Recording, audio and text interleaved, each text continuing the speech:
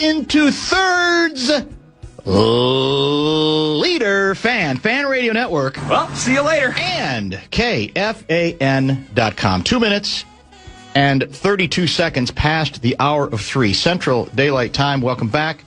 Tuesday edition of the Bumper to Bumper program on an absolutely gorgeous weekday afternoon here in the Twin Cities of Minneapolis and St. Paul. Dew point, incredibly comfortable.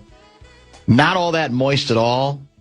Man, if we could bottle these temperatures, I'd be happy. And I know there's some folks who want it a little warmer. Yes. They want it, like 85. 78 would be good. But what do we at? In the mid-70s maybe? 73 right now. Why is that not perfect? 73 and no humidity? You couldn't live with that all summer?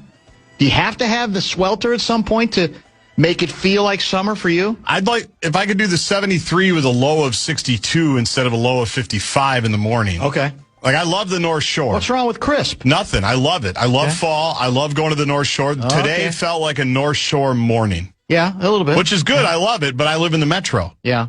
Okay. So I was looking for a little bit more. Well, I'll take it. I have no complaints about the current condition. I do have a couple complaints I might register today on some other things.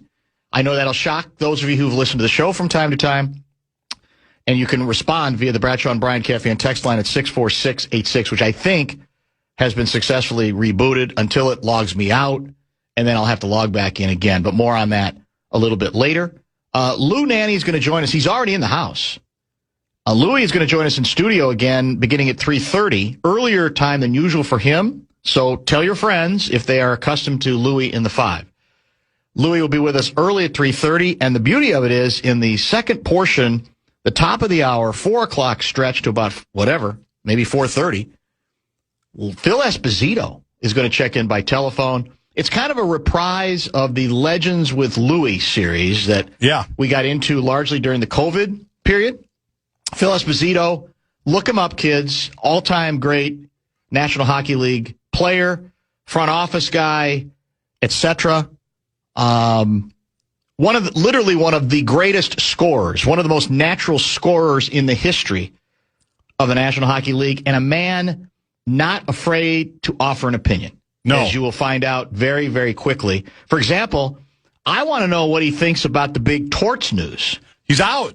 You can't make it up. Yeah. They're claiming, Torts and management both claiming this was always the way it was going to be. Just pop in. And maybe it was. Try to win a cup. It certainly, I think, a lot of people look at it and say, what? How? What do you mean? Because originally I thought, well, did they say, as in management say, you didn't finish the job, you're out? Allegedly, that's not the way this is being portrayed on either side. Is there more to the story? Phil Esposito might know more. I might have tried to find a way to keep Torts. That's just me. Now, I get it. Allegedly, he doesn't wear well, but he just got there. Yeah. So I would think you could milk one more year, at least one more year. And also, as Louie tells us, even by Torts standards, I don't think this is vintage Torts. I think he actually has, relatively speaking, mellowed a bit. I don't know how, the whole thing's unprecedented. He took over with, with 8 games to go? It was very late in the season. Late. Yeah. They took off immediately, and a lot of people, including Louie, picked them to win the Cup once they got to the finals.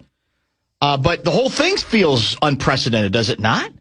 It's an interesting marriage. You come marriage. in that late. Yeah. You take the team to the Stanley Cup final, and then you're gone. You're the interim coach, and they meant it. Esposito, by the way, I believe, has a legacy on this show as well, because it wasn't until we had him on, and on the air, he said, Luigi. That's true. That's when it started. That's when we started calling him Luigi. Exactly when it started. Louie's been on the show for 30 years before that, and we always called him Louie. Yeah. And now, right. a lot of Ever times, since. we mix in Luigi. A lot. All because of how he greeted him when he came on just a handful of years ago. This is an Espo guy. This is a guy who gets it. Dan. Jesus saves, but Esposito scores on the rebound. It's brilliant. How do you top that? That will not be topped today. It might be topped by Phil Esposito himself, who I grew up watching. We talked about it with him, Chicago Blackhawks. The Blackhawks gave him away. It's almost inconceivable to trade away a player of his scoring ability. For Randall and a first-round pick? Pretty close. Yeah. Maybe Herschel Walker. He might have been involved in the deal, too. I'm not exactly sure.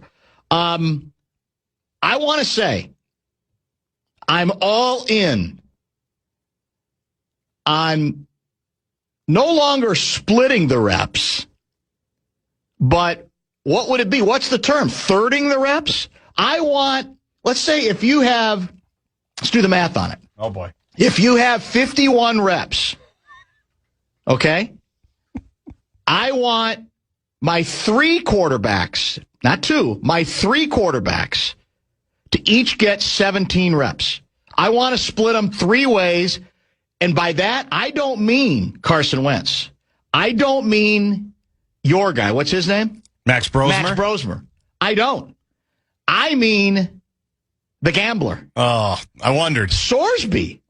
He's available now. Apparently, he's not going to play at Texas Tech, correct? That's over. After all that, they've decided, like Torts and the Vegas Golden Knights, it's better if we just go our separate ways. Correct. So supplemental Sorsby draft, is on the right? supplemental draft. Yeah. Which means you can basically offer up, hey, we will surrender our number 1 in the draft next year to get this guy.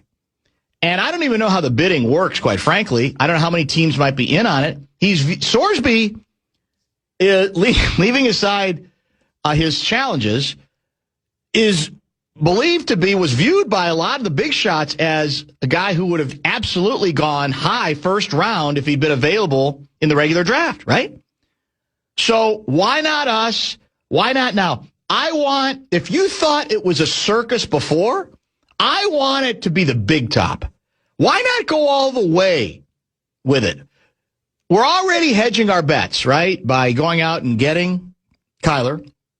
I think part of the reason we are at least pretending this early that it's a competition is we're hedging our bet because we are embarrassed. I don't think we want to totally give up on JJ because we know how bad it would make the organization and the head coach look. So I think that's part of the reason we're pretending there's a competition here, just in case we can redeem him because it looked so bad during last season, right? So why not further hedge our bets and give ourselves another option, not for this year.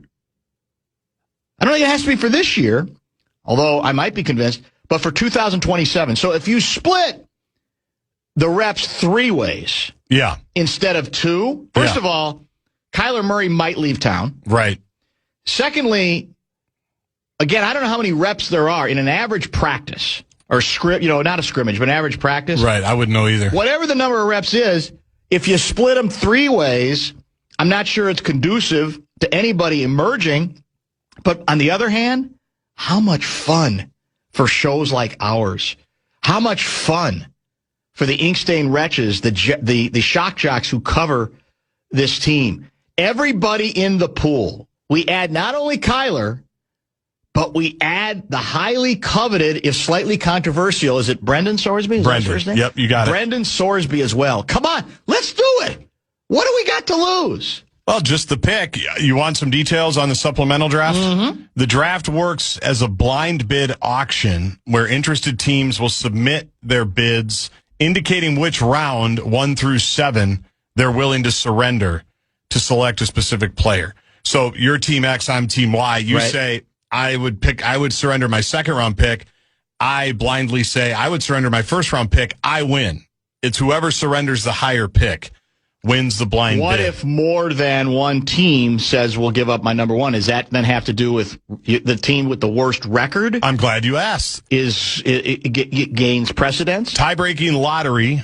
The teams are divided into 3 groups based on their previous season's record to determine lottery odds.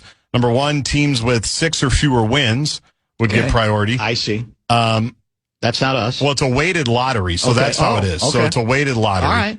So the people in the first bucket get more. We're back in the lottery again, a little bit, in a sense, with lotto balls. A little bit. Okay. Remaining non-playoff teams and then playoff teams can also be in there. So it's too early to tank, too late to tank in this case. Well, again, we tanked like we were supposed to. If we hadn't finished, was it with a 4-game winning? How many in a row did we win? We won our last 4 or 5. I thought it was 5. You might be right. I feel like JJ keeps saying 5.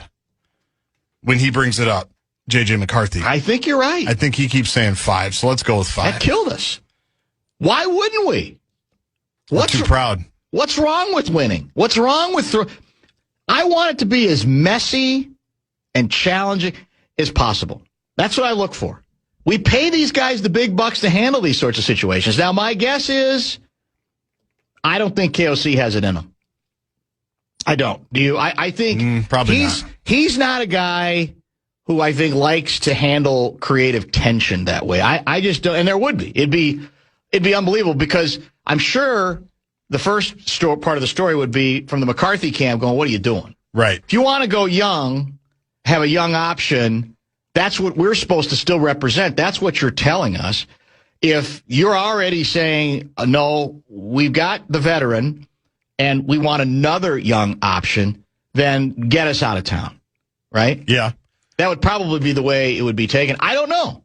I do know. Well, go ahead. I think KOC's already annoyed with the circus that they created, so they have nobody to blame but themselves. But I think he's enjoying the 6-week break until training camp of not having to talk about it.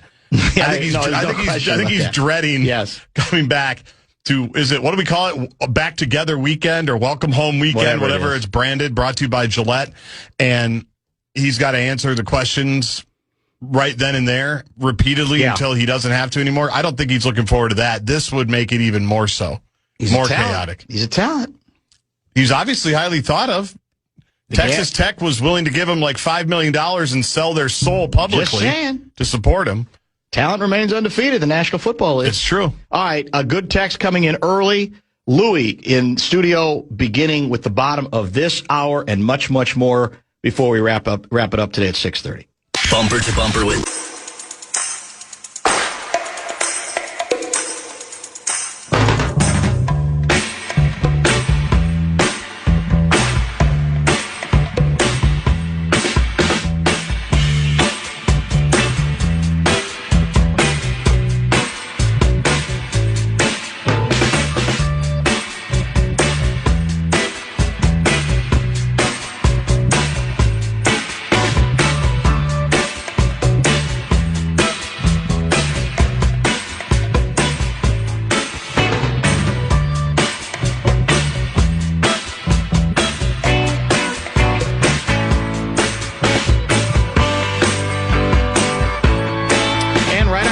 as I predicted, as I was about to go to a number of texts that have come in, I got logged out, and so now I'm waiting for the Hip Cricket verification code. While I type that in, Guardsy, why don't you let the audience know who else we have coming up at 5:30? Michael Hurley. I assume we're going to talk to him about the big deal, right? The deal that we've been waiting for, $300 billion deal that you talked about late in the show. So our resident counter-terror, world politics, everything, international relations, big knocker, Michael Hurley will join at 5:30, which is late for him. Are correct.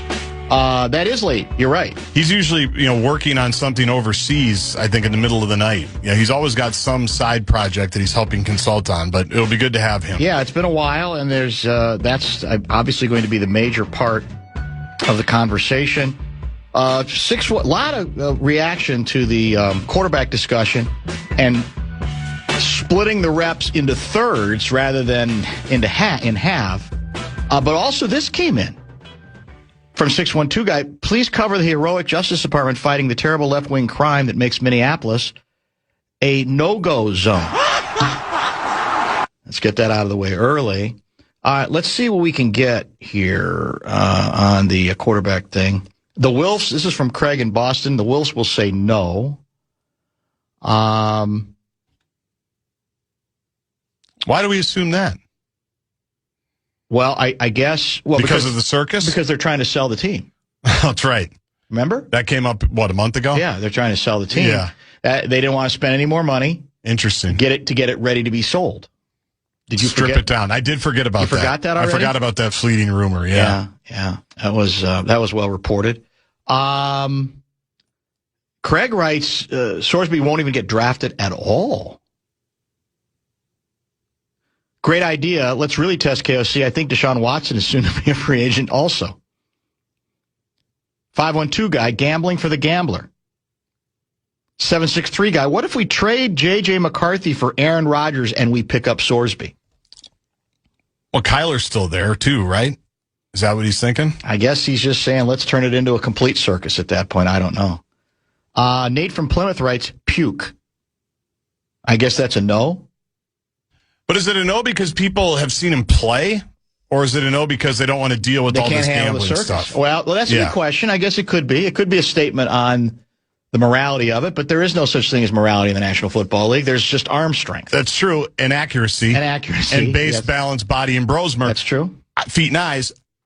I'm not, and I haven't really seen him play either, so I have no idea.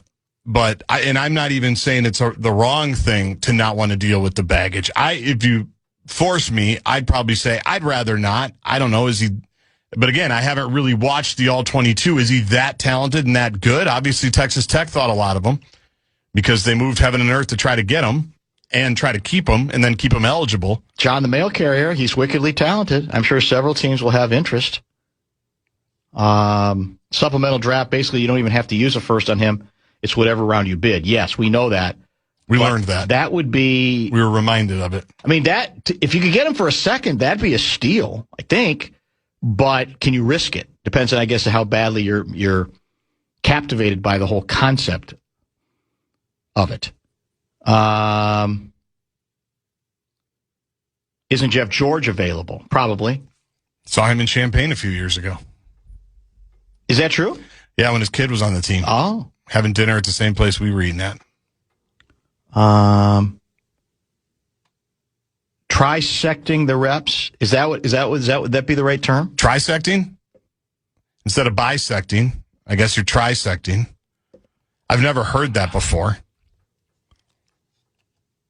Dan, the Torts coaching is like the playoffs for KFAN seasonal boost. The VGK were always going this route. They're going to promote their AHL coach, Ryan Craig, who's got a good relationship with the front office. That's Ed in St. Paul. Wow. I don't doubt that was the original plan. It's just, even Louis said, it kind of takes your breath away. What?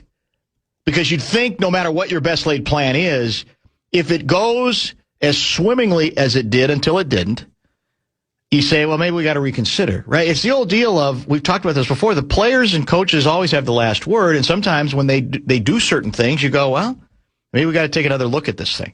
On the other hand, it's also possible, oh, sorry, I didn't mean to hit that one. Torts also says, I don't want to mess with that kind of thing, because they ain't going to give me a long-term deal anyway, and maybe he wanted to ride into the sunset. Right. It's hot here in the spring and summer. Jack Morris came for one season. Led the Twins to a World Series, went off into the sunset. That was it. So well, it's not going to get any better than this, so I'm out. Don't lament it. Don't cry. Don't feel bad about the fact that I couldn't stay or didn't want to stay or Carl Pohlad didn't want to give me any money to consider staying. Yeah, he went somewhere else and got more money. I think we talked about that with him. He brought it up. It was a great story. Carl straight up said, I have to pay Kirby Puckett. I can't pay you. And I think I might have said, well, he could have. Could he have paid both? Yeah. Yeah, I think Jack said, well, yeah, he could have. According to Glenn. But according to Glenn, that's very, very true. I am curious to see, by the way, I don't even know, why didn't Sorsby ever play at Indiana? Probably just young.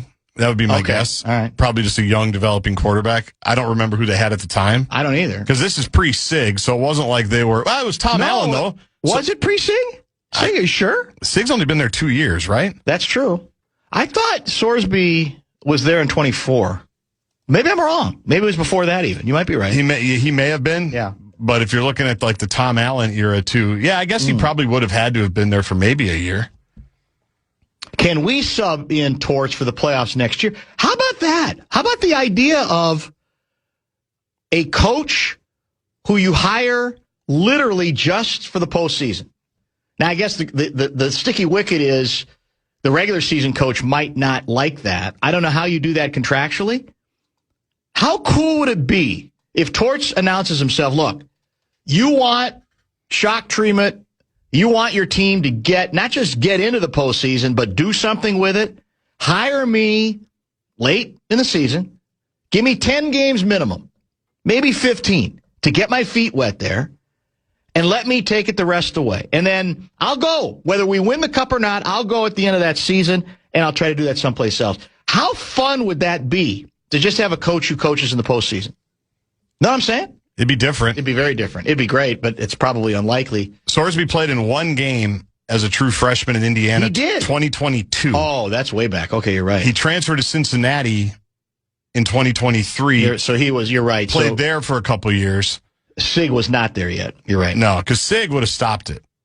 Sig would have gotten wind of somebody betting on You'd like to think Sig would have figured that out. I wonder if he'd been, let's say he wasn't doing that stuff. Would he have been the quarterback that he chose? It's hard to argue know. with who he took or who he decided to go with. Each year. Each year, you're exactly right. That's true, especially the second time. All right, let's get our bottom of the hour pause in. Luigi is in the house. Questions for him. Bradshaw and Bryant KFAN text line is open at 64686.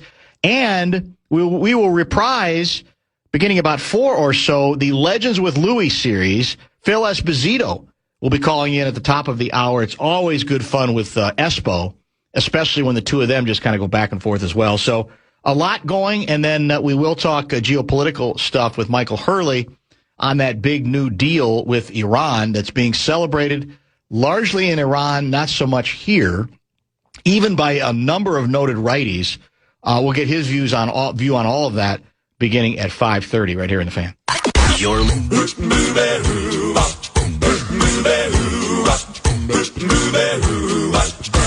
Well, she sneaks around the world from India to Carolina. She's a sticky-fingered filcher from Berlin down to Belize.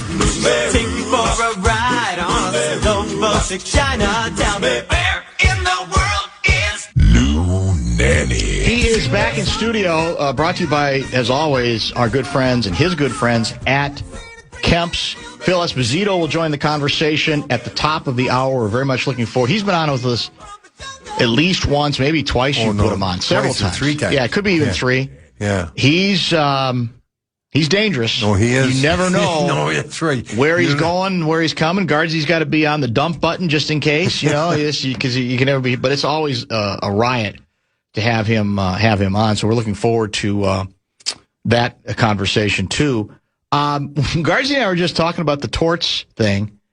It's the damnedest story. I mean, do you buy the idea that, hey, nothing to see here, this is the way it was set up from the beginning? And even if it is, does it surprise you that they wouldn't maybe reconsider whatever that deal was at the start? It does surprise me. As a matter of fact, I'm sure if they'd have won the Cup, he had a contract to continue. Now, they came close to winning the Cup, and he had an unbelievable record. What was it, at one time, 19-4-1 or something? In that range, yep. And I'm extremely surprised that they didn't have him come back, because he did do a very good job after he came to coach them.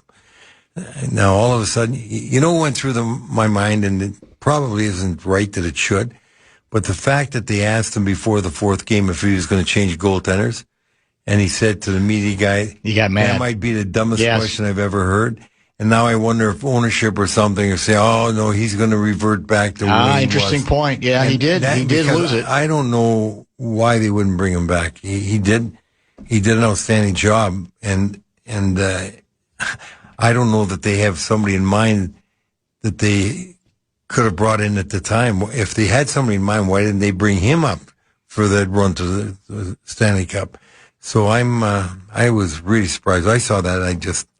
I couldn't believe it, because I thought it was automatic they were going to take him back. Well, and you mentioned, and we've talked about this before, now, he didn't mellow on that occasion with his response to that question, although I don't really think that has to be the end of the world.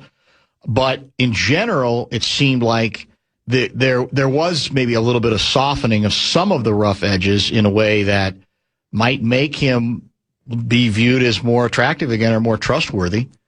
Compared to maybe when he was at his toughest or his worst in that regard. I think you're correct on that, because the players themselves were saying how much they were enjoying him, and the way he was reacting to all the interviews that he had, and I mean, just look at him on the bench being interviewed during the game.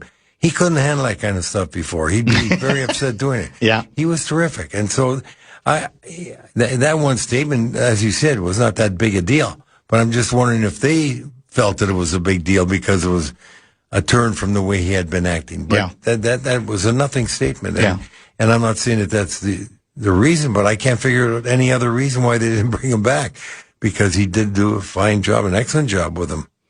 We were saying this is probably fantasy, but is there any way to make Torts like your emergency playoff coach? Bring him in as the relief pitcher. I'm guessing the regular season coach wouldn't go along with that. There'd be some contractual issues. But almost like I'm just going to come in and just make, just tweak things a little, or, start shocking everybody with a completely different approach, man. It might be kind of fun. It might be kind of fun. It's never going to happen. But it could happen, only because legally it could happen. Yeah. If they brought Bruce Cassidy back, which they wouldn't let him interview with anybody else, and they figure, maybe now he's softened up because he thought he was a little sarcastic before, and we still got him under contract, and he is a terrific coach, so maybe we'll just bring him back. that would really shake up the hockey world. That's for sure. If you have questions for Luigi, the Bradshaw and Brian KFAN text line is open at 64686. The final took an abrupt turn late, right? Where suddenly it looked like Carolina remembered they were supposed to be this great defensive juggernaut. And suddenly, I think the first 3 games Carolina gave up 13 goals. The last 3, I think they gave up 5. So what happened? What did you see? Well, one of those is the goalie change. But more than that, Phil had a good point. He and I were talking about when I seen if he was going to be available to come on the radio today. And he was all excited. He wanted Carolina to win. And he said, Luis, I really think the whole series changed when they were down 4-0, and they came back and made it 4-4, even though they lost in overtime, and Bussy was, had come into the goal. But all of a sudden, he said, I think they finally realized. They found something. Yeah, we got something, and I think they stunned Vegas to the point where they weren't able to react to it afterwards, and that might have been the turning point of the series. Yeah. Good thing to ask him his thoughts on that. Now, do you view the question afterwards always is, all right, do you view either or both of these teams as favorites the next year? I mean, are these teams that can last at this point, or what do you think? Well, there's interesting thought here, because the most valuable player in the playoffs was Jordan Staal. And he's a fantastic leader, but he scored goals like he never scored before in his life. He got 6 in the playoffs. How do we explain this? It just happens. Happens. Not only that, we go back to the number one center. Well, look at the number one center. Both teams never produced. Isn't that something? Aho and Eichel each had 2 goals or something. The number one center. So thank God for the goaltending of Bussy, because the number one center wasn't producing, right? But so he's 37. Martinook, who's another real good player, is 35, 36. And essentially, that's the heart of the forward line. Those 2 guys are driving forces up front. Now, they're going to be another year older. They're going to be slower, and they're not going to be playing as well.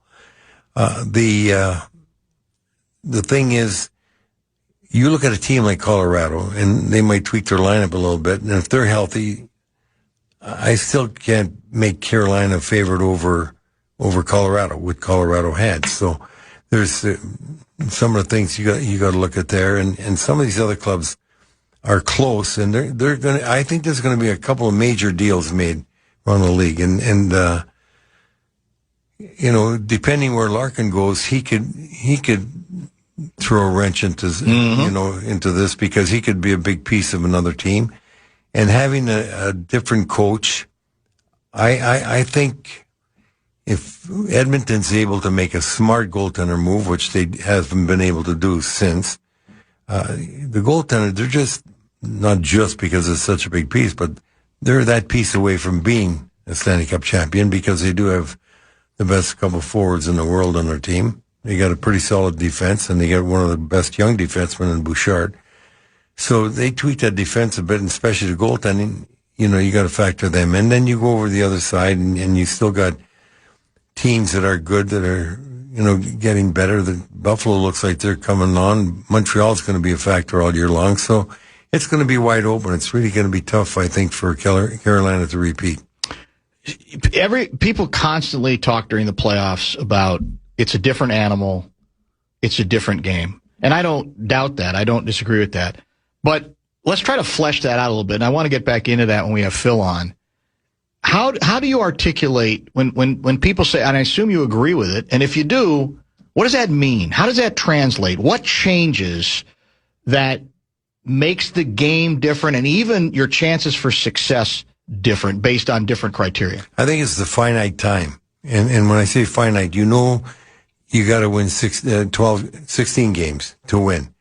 And when you start the season, you don't know how many it's going to take to get in the playoffs, and you're playing 82 game schedule. Next year it's going to be 84. And as hard as you play and want to play during the year, the intensity is ramped up by every team in the playoffs, whereas during the regular season, some teams aren't having a really intense night. Your competition and you competing yourself, it's not on the same level that you do throughout the playoffs. So all of a sudden, there's no such thing as quitting on a play or giving up or not trying to come back from an injury and play no matter how bad you're hurt, what you go through.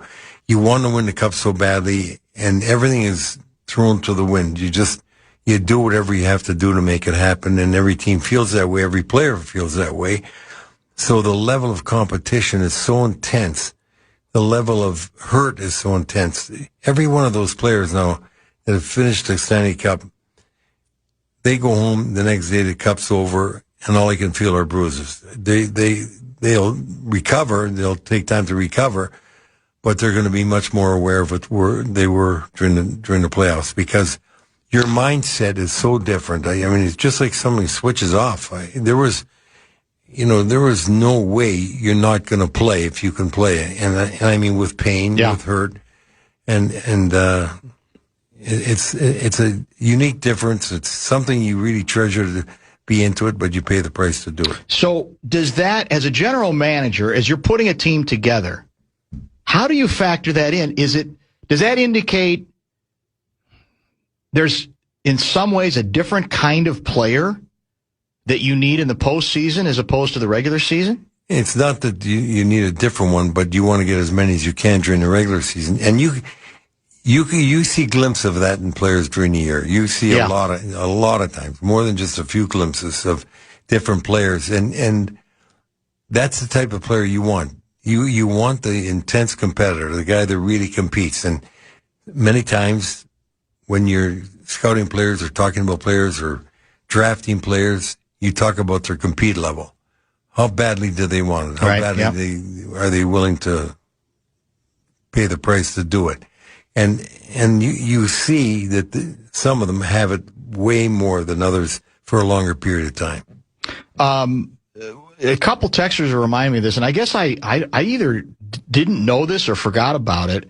Do you think in any way with the torch announcement that it had anything to do with the fact that there were a bunch of, early in their run, post-game media violations, including, and I think they fined Torch like $100,000. $100,000, and they lost a second-round pick. Right. Is it possible that was enough for management to say, Torch, come on, man, we can't have that? Well, it could have been. Yeah. That's what I'm saying.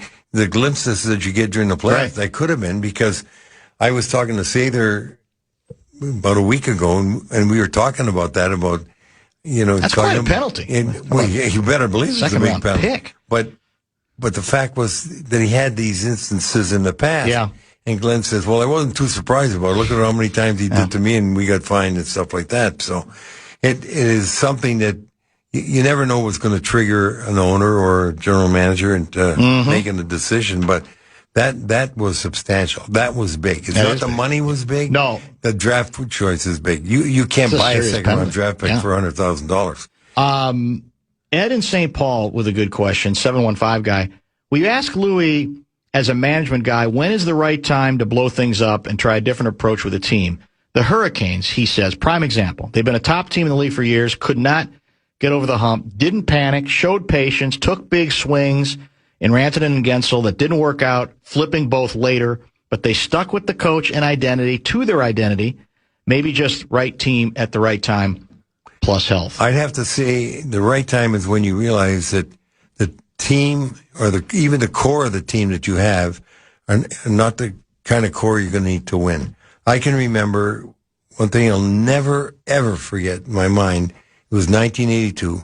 We were playing an exhibition game against Edmonton, and I believe the game was in Peterborough. And we had practice before the game, and I went down by the ice, and Edmonton was practicing. And I remember saying to Sonmore that night, we're in deep trouble. They were so fast. Yeah. I says, we're in deep trouble. We have a fast team, but not this fast.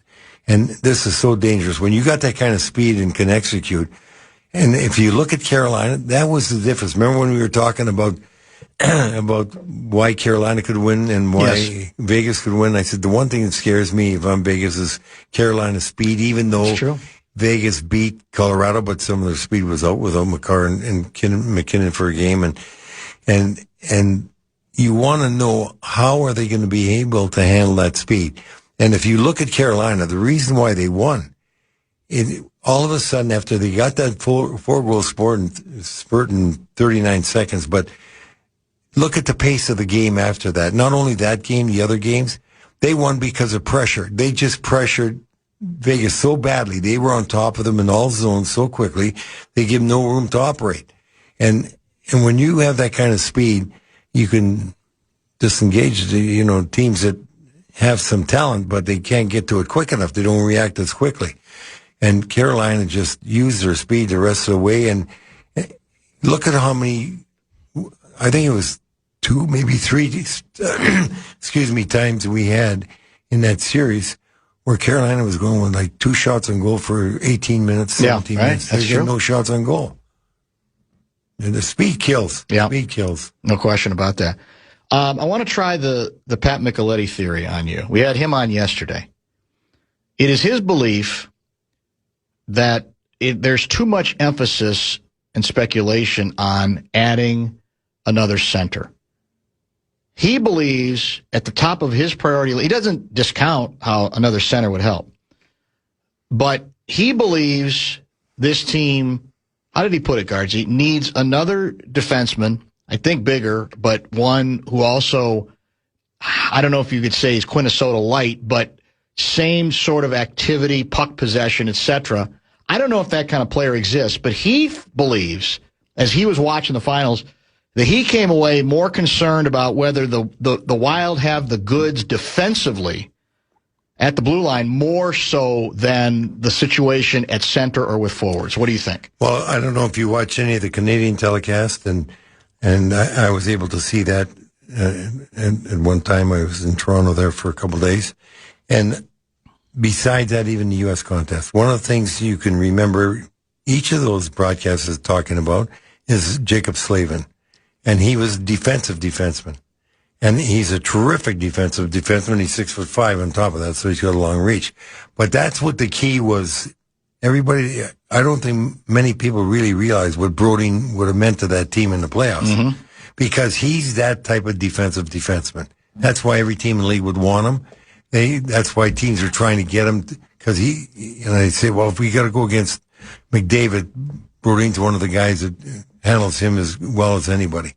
And I agree with Pat that I would like to see one more defenseman on that team with size. Although one of the things that really surprised me in this Stanley Cup final, boy, I don't know what's the matter with my throat here, but that happens. But look at, if there was one big thing that I took away from this playoff that I was shocked about, was look at who were the stars of Carolina. Yeah, Blake and Stankoven, 5'8" guys, which you would have never thought in a series this long and playing the finals and playing as well as they did. Look at how important they were. So it discounts a lot of the bigger forwards you're talking about because they got quickness and skill. But one of the things, Phil and I were talking about this, and I'm telling you, I feel the way Pat does. I still think this number one center is too much. You need a guy that can distribute the puck. You need somebody that can really make the plays. But even when you get a guy that, say, another Eriksson Ek, that would be unbelievable. But Phil says, can you imagine this? You got Alex Tuck coming out. Now, he had almost 40 goals or something. He's close to that. and he's a 6'5" winger. I think he fit pretty nice, and he's a free agent. I don't think there's no trading there. It's money. But you had a player like that in your front line. You lose Johansson, all of a sudden you got a 40-goal scorer coming back, though. But little things you have to replace. Because one of the real skills about Johansson was bringing the puck up ice on a power play, because he could get the zone better than anybody. Yeah. So you might have to look at getting somebody that can skate like that on a puck like that. But there are other ways to win, as we just saw. The number one centers on both teams were not nearly as effective as some of the other players on their team. Well, to me, it goes back to, again, just having enough depth, quality top-line center, even if he's not top five, so that if Eriksson Ek's out, as has been the case a couple times, you don't feel as devastated. You have a little bit, you can hedge your bets a little bit. You got a little bit of cushion and insurance there, right? That, to me, is what that speaks to. I agree with you. There are a lot of talented centers around, or even forwards around. Yeah, right. How many times did we see in the past, if you look at the Russians, you never thought of them playing by position. They played by control of the puck. In other words, they interchanged positions all the way up the ice, all over the ice. So if you were a center, you just happened to be a center at the face-off. Other than that, you might not be a center the rest of the play. So it gets right back to skill and speed. And if you got skill and speed, you could have it off the wing, you could have it in the middle.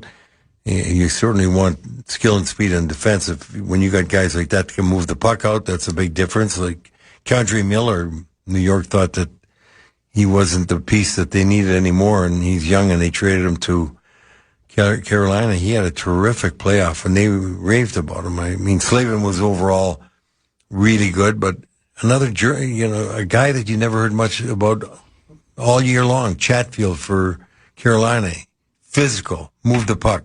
I mean, just a solid defenseman all the way around. When you look at names, and if you look at names on that team, the two biggest names didn't produce like they normally do. That's Aho and Sovetnikov. And so how did they win the Stanley Cup? They had great balance, excellent speed, and excellent talent. And the household names were not on the Stanley Cup winner. They are not on the Stanley Cup winner. The Eichel was, the Marner was, the Stone was, but they weren't on this Stanley Cup winner. Is it required that the Wild make sure Zuccarello comes back? I think they should. Only because he was effective. He's so effective and so good. I would be signing him in a heartbeat, because it's not just because he plays with Kaprizov. He's a guy that any youngster sitting on the bench watching him play can learn. They can learn how to be ready for plays, to make plays, how to think about past the play. And he has got such a great feel for the game and how to play the game. If you're a young guy in that team, watching him, you're going to learn how to play. And I would take him back. Let's make this the top of the hour pause. As I said, we'll continue with some questions coming in. If you have questions for Phil Esposito, Bradshaw and Bryant KFAN text line 64686. Plenty of time to chat with him. Let's do a quick meeting here now before we break. Anything in particular you think we need to get Espo going? Now, you're good at doing that without me. I'll step aside from time to time. But is there any particular areas you think we need to center on this time? Well, you might just say, you think Tortorella has changed and become more easygoing from when he was with you guys in Tampa? Might have an opinion or two on that. You might have an opinion or two on that if you want to be excellent right about it. I definitely look forward to that. All right, let's make this the top of the hour break. Keep the hockey conversation going as we will. Michael Hurley will join at 5:30 to talk international. Stay tuned. Bumper to Bumper with